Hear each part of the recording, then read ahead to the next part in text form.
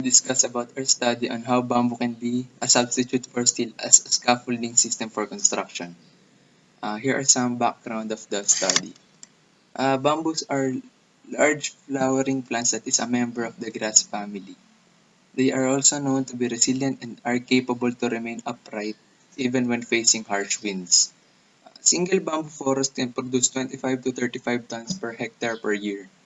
Bamboos have several uses: food preparation, creating charcoal, floorings, furniture, and paper. And in the Philippines, the main use of bamboo is the construction of traditional home called nipahat. Uh, Here are the statement of the problem. First is there are no local researches on physical properties of bamboo which could be used in further development of bamboo as a construction material. The research and development of bamboo in the Philippines is also limited.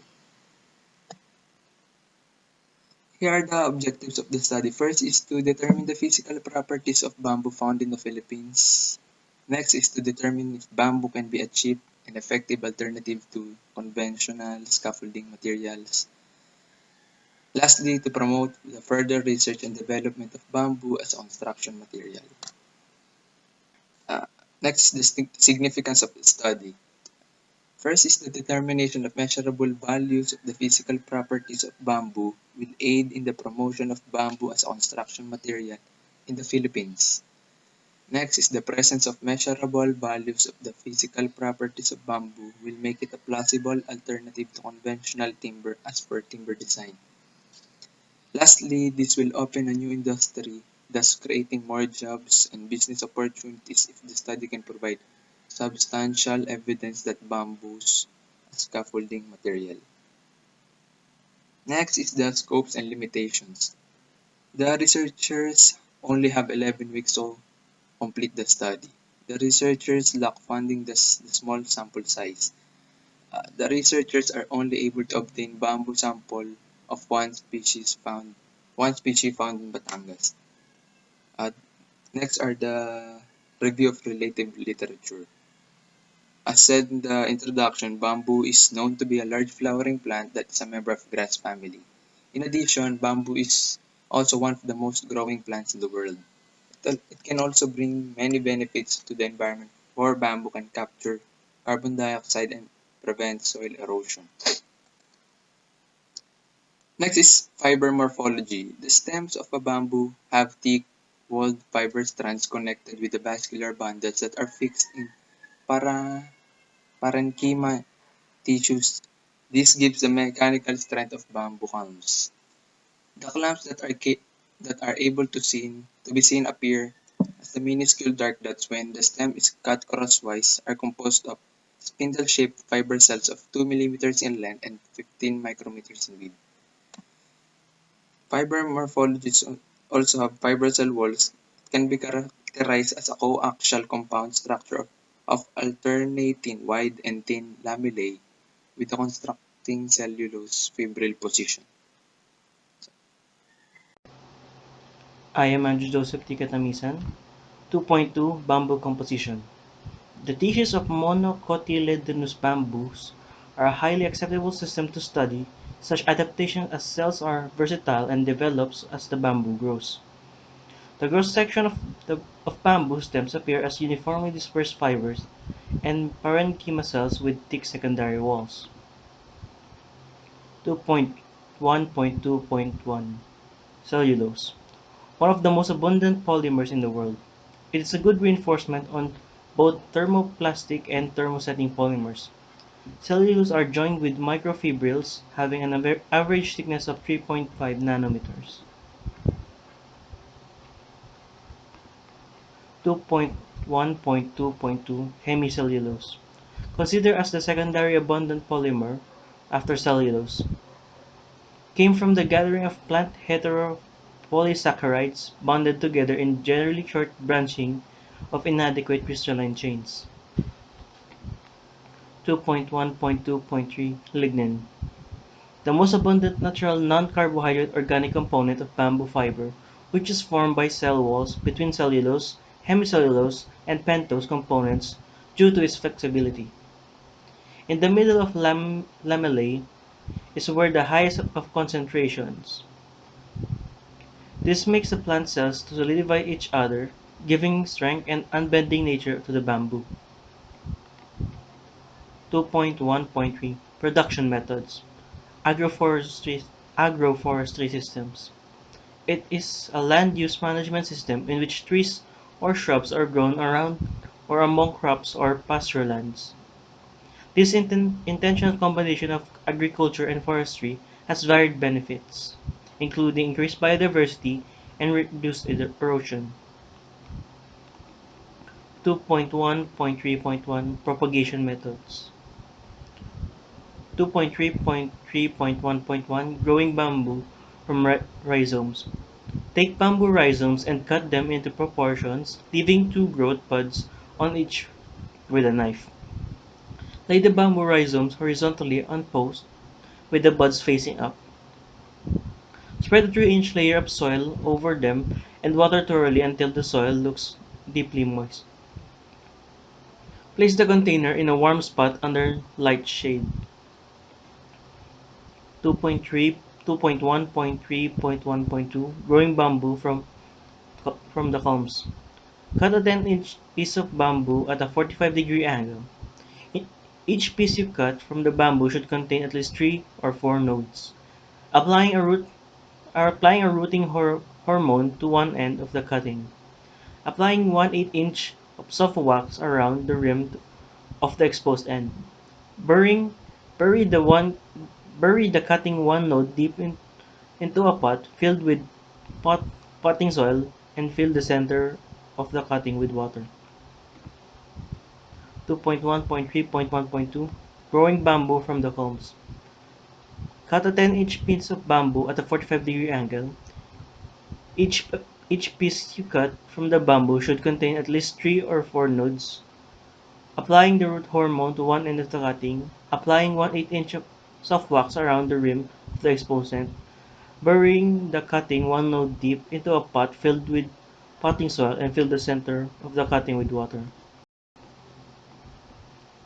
2.1.4 Utilization. One of the countries that mainly use bamboo as their major material instead of timbers is China. This is due to the abundance of bamboo resource comparing to other countries, and it is also the richest bamboo culture. 2.1.4.1 Traditional utilization.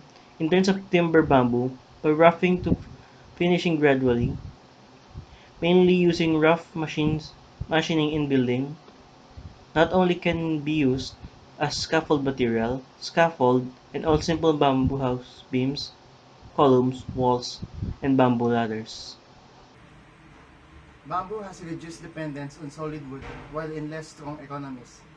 There are emerging new opportunities for bamboo products that are targeted for rural development and poverty reduction.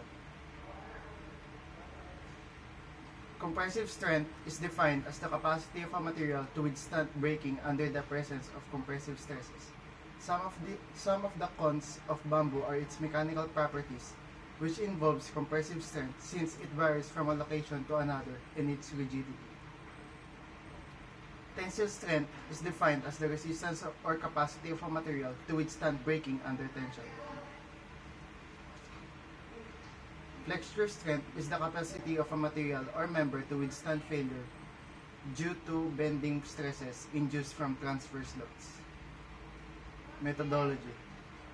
The methodological framework.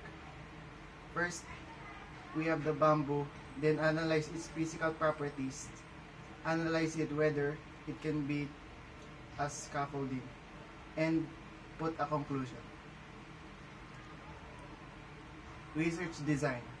The research discussion, conclusion, and recommendation is based from the 3 tests that will be conducted with the use of the universal testing machine. The findings of the test will determine where the bamboo stand when compared to no other materials in terms of compressive, tensile, and flexure. To determine the relationship between the measurable dimensions of the bamboo, the researchers will make use of the multiple linear regression to account for the multiple independent variables that are present in the test samples. This is the formula for the regression formula. Y is the dependent variable. B sub O is the population intercept. B sub N is the population slope coefficient. And lastly, X sub N is the independent variable. The independent variable for the tension and flexure test are the thickness of the bamboo walls and width of the bamboo strip.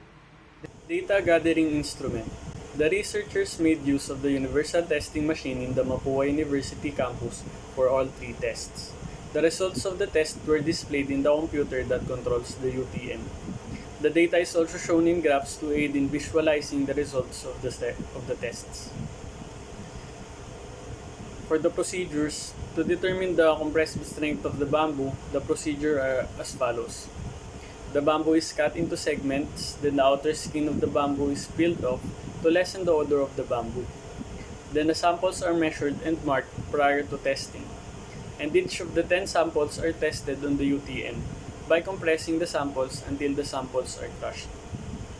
To determine the tensile strength of the bamboo, the procedure are as follows. First, the bamboo is cut into segments, then sliced into strips.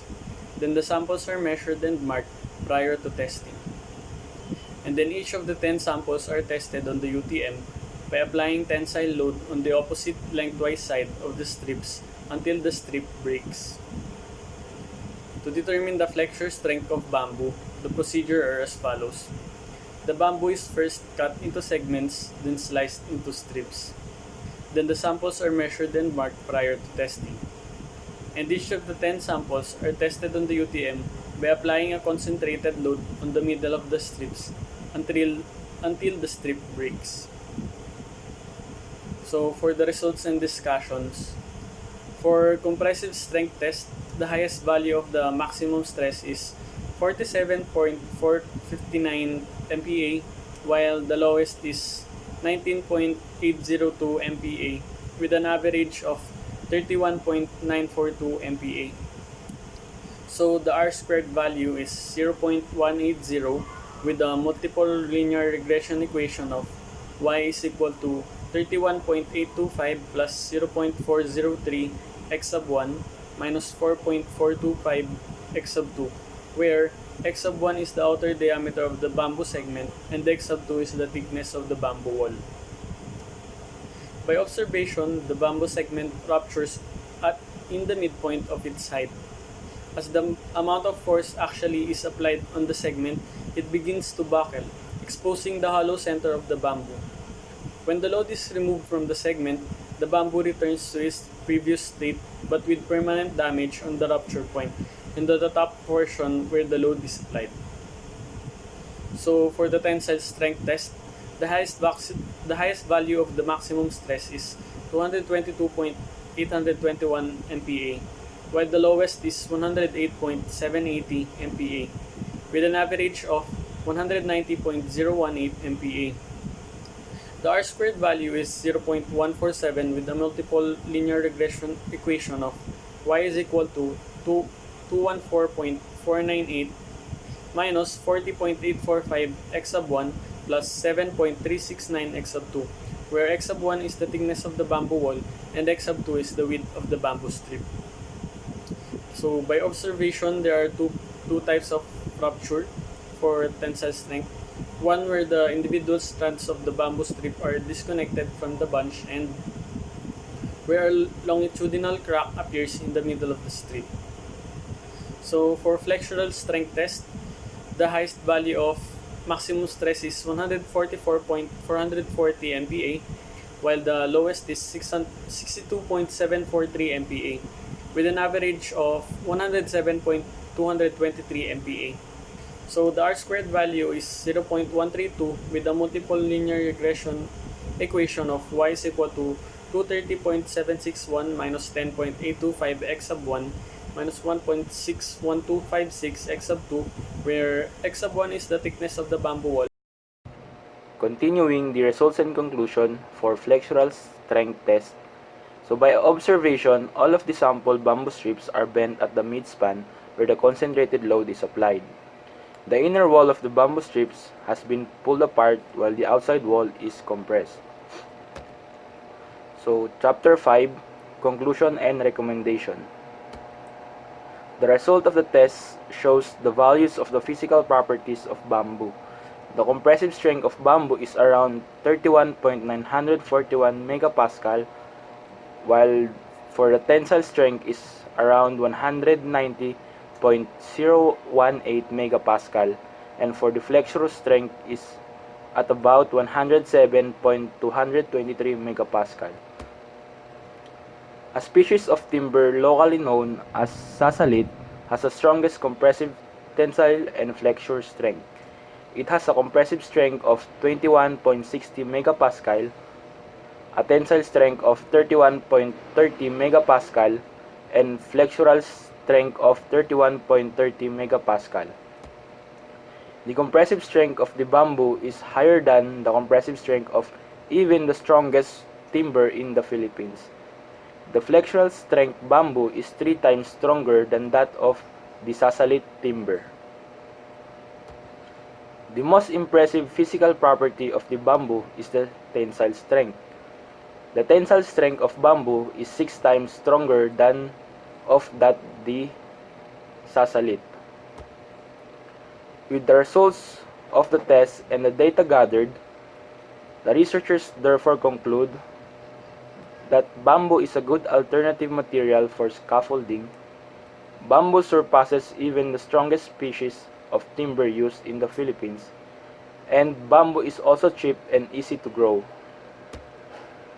Bamboo is also light and durable, and to further validate the researchers' conclusion, countries such as China makes use of bamboo scaffoldings in large-scale construction and has proven a valuable material if used as an alternative material for scaffolding.